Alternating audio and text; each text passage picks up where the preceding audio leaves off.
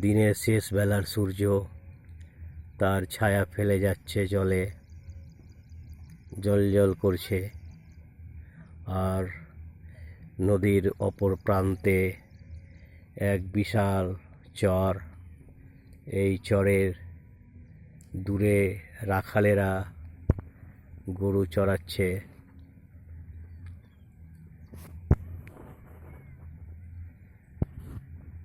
সাদা বকগুলি মাঝে মধ্যে উঁকি মারছে দূরে।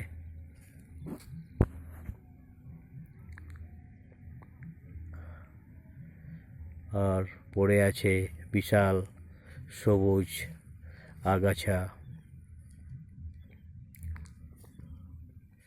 হতে পারে এই দৃশ্য সবারই ভালো লাগবে না, তবে আমাদের কাছে এই জায়গাটাই যেন স্বর্গ।